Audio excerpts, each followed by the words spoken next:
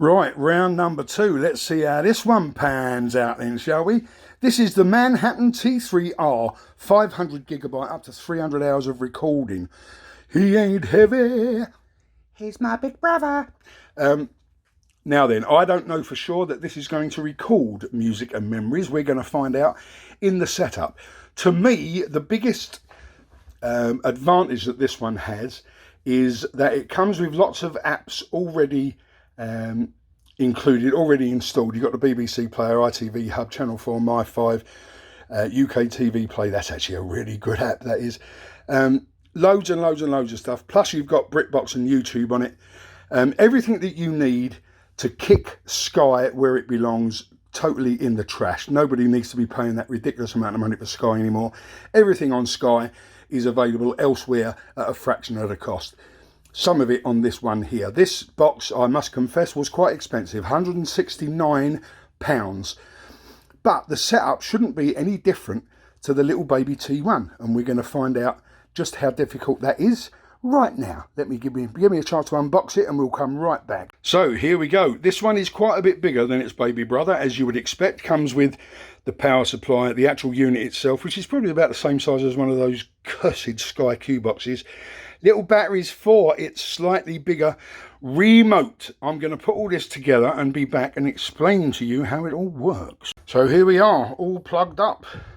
Little tape measure there, look at that. So this in the back is basically exactly the same, but it's got some extra connections. So I haven't plugged the Ethernet in because we are going to try and connect this, if we possibly can, via Wi-Fi. So if you've got if you've got an internet where your internet hub, router, whatever you'd like to call it, isn't actually in the room where the television is, or you want to set this up in a room other than where your internet is, we should be able to do that by Wi-Fi.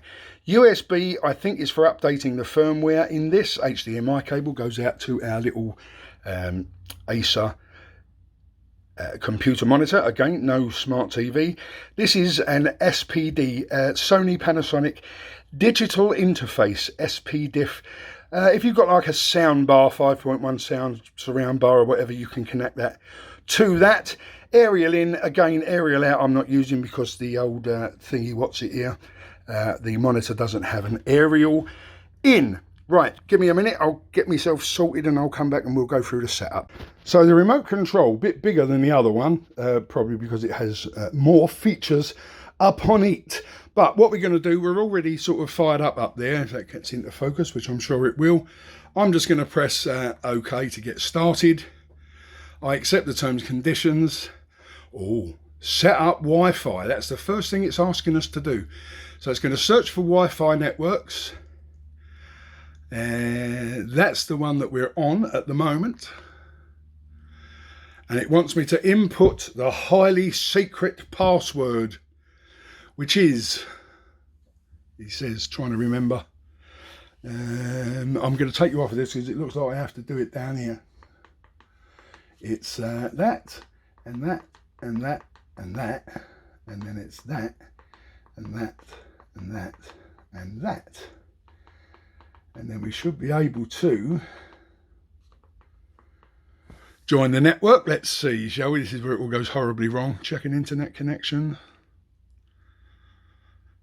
We are connected. Continue. Now, again, I have to point out that the internet that I'm using here is actually, it's a little mobile router. I actually get that from O2. It's very useful for when we're away anywhere, sort of on holiday or whatever, and I want to get access to my own internet, but it isn't that fast. So don't judge this system based on the speeds of that internet. I think the average internet in UK homes has got to be somewhere between sort of 15 and 20 megabits. Don't get confused by that, megabits. Most are now up in the 30s, 40s, 50s, 60s and 70s. This is 6.5, so it is very, very slow for this sort of thing. As you can see, this one has already found 143 channels. Can you believe that? 5 of 9 recordings.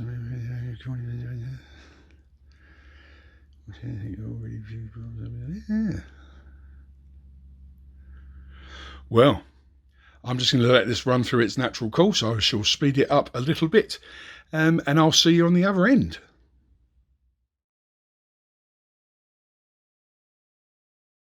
So here we go. It's found all the channels. We're currently on, I don't know what that is, BBC One by the look of it. So let's see how easy it is on this one, shall we? Back on here, the guide is actually in the top of this big square thingy. What's it here? So we hit guide. I'm just going to type in 271, see where that takes us. Sports and entertainment, would you look at that? So we'll select that. It'll go through, it thinks about it for just a little while, and then it'll take us to it, I'm sure, provided it's still connected to the older Tinternet.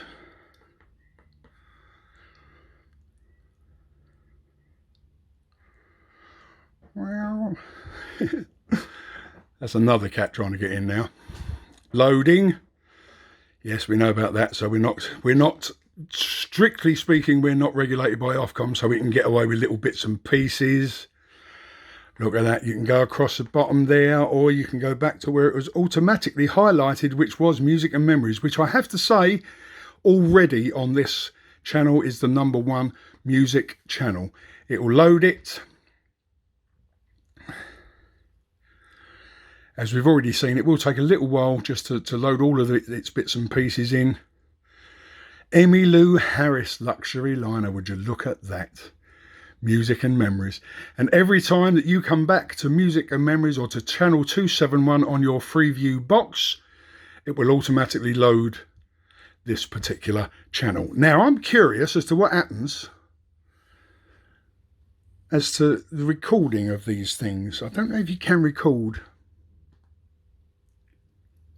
No, it doesn't look like you can. That's a shame.